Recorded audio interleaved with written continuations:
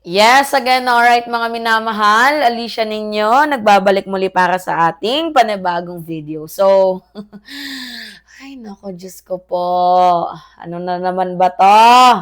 So, satisfaction rating ni VP Sara Duterte tumaas daw. Kaya no wonder ganito pa din ang bansang Pilipinas, hindi pa din umaangat eh. Kasi nang dahil din yan sa iilang mga botante. Tapos magtatanong kayo, bakit ganito ang bansang Pilipinas? Eh paano? Bumuboto kayo ng magnanakaw. 'Di ba? Boboto kayo ng taong ninanakawan na kayo ng tanghaling tapat, okay lang sa inyo. Diyos ko naman. Ako nga kung tatanungin ako, ano bang performance ni Sarah? Wala akong masasabi, wala naman talaga kami nakikita. Mag-travel, manira. Yun lang naman yung performance ni VP Sara Duterte. So, hindi ko may paliwanag.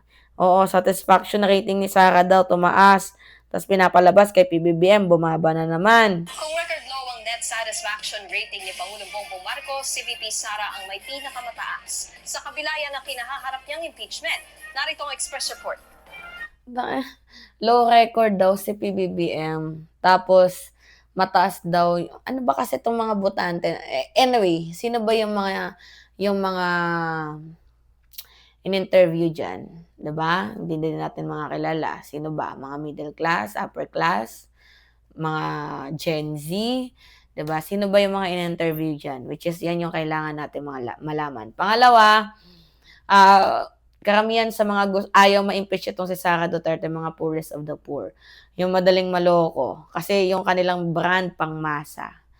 So, kasalanan pa din ng mga mamamayang Pilipino, if ever, na walang mapuntahan ng bansang Pilipinas. Kasi elect kayo ng elect ng magnanakaw.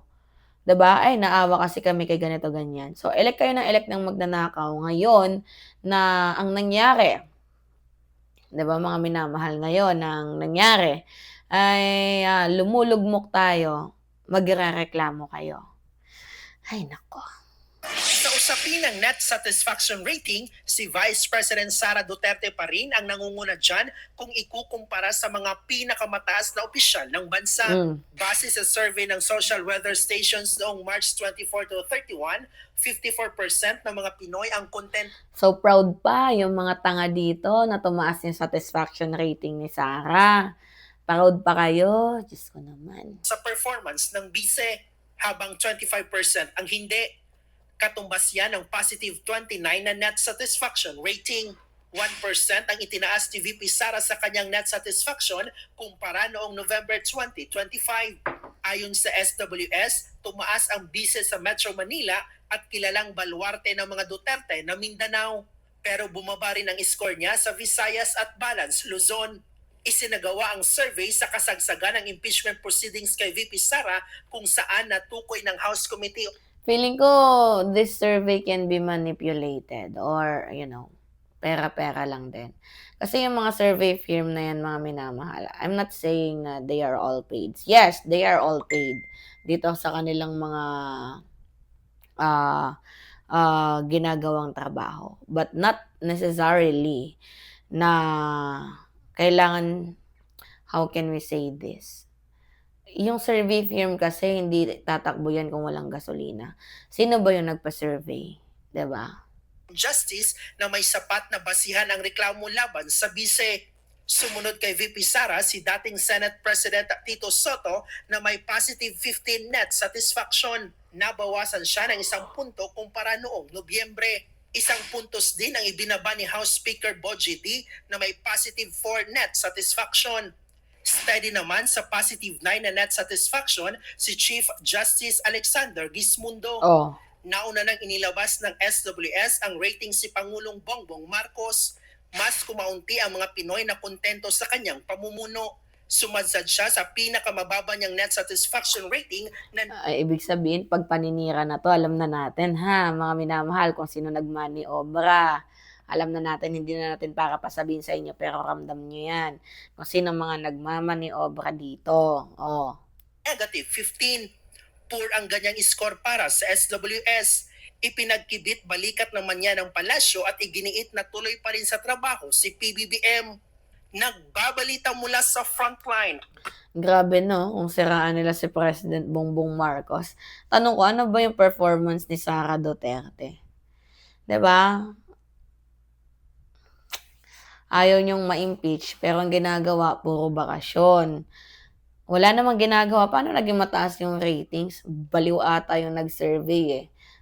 At saka pangalawa, saan sila satisfied? Yun yung tanong eh. Saan sila satisfied? Sa paglalamyerda ni Sara Duterte, sa paninira? Di ba kasi magtataka ka, ha? May ganon? Di ba mga minamahal? Saan nila kinuha yung mga respondents? Di ba? Saan mga nagtatrabaho yung mga respondents? Kasi nakakapagtaka naman isip. Pero ayaw natin mag-isip sa mga survey firm na binabayaran sila para sa ganyan. Pero binabayaran talaga sila sa ganyan trabaho. Pero yung manipulated survey, Diyos ko naman, sana all, mataas ang grado kahit laging absent. 'Di ba? Isang malaking sana all. 'Di ba? Ituloy natin yung impeachment nang malaman natin. Puro tambay nga lang itong ginagawa ni Sara Duterte sa ibang bansa. Ang taas pa ng impeachment. Diyos ko naman. Hindi natin kailangan manira, ha? Pero kailangan ni Sara Duterte na gampanan ng kanyang tungkulin sa bansang Pilipinas kung gusto niyang tumaas yung kanyang rating. Kaso wala naman tayong nakikita. So, paano natin masasabi na nagagampanan niya ang kanyang tungkulin? 'Di ba? May nag-comment naman, malaki daw ang bayad ng mga sindikato para sa mga troll. Totoo ba? Ako hindi ko alam na malaki yung bayad na ang mga sindikato para sa mga troll. 'Di ba? Grabe, Maggie. Talagang pera-pera lang, no? Sino kaya mga tinanong nila, Diyos ko po, anong klaseng bansa na naman ang gusto nilang ipinta? 'Di ba, mga minamahal? Anong klaseng bansa na naman ang gusto nilang babuyin? Sawa na tayo sa babuyan, to be honest. Tama na. Please, bigyan niyo naman ng karapatan ng Pilipino na umahon, umunlad. Huwag puro pera, good governance naman sana. Kasi yan naman talaga yung punto natin, good governance. Kasi yung nangyayari, imbis na good governance, ay nako, malas. Oo, malas, malas, malas. Itong ginagawang katarantaduhan ni VP Sara Duterte. Nakakalungkot man isipin, pero choice pa din ng Pilipino yan eh. Tayo magagawa, gusto nilang magpabudol, sige, pagbigyan natin mga minamahal. Hanggang sa mamulat na sila, 'di ba? Kung saan lugmok na lugmok sila, hindi na sila makapagreklamo, doon lang nila mare-realize na ay may mali, may mali sa sistema. Pero habang maaga pa, solusyonan sana yung future eh. Kaso imbis na solusyonan, ay nako, kayo pa yung nagpapabagsak. Anyway. It's me again, Alicia ninyo. Nagbabalik muli para sa ating panibagong video. Maraming salamat at ingat, mga kababayan.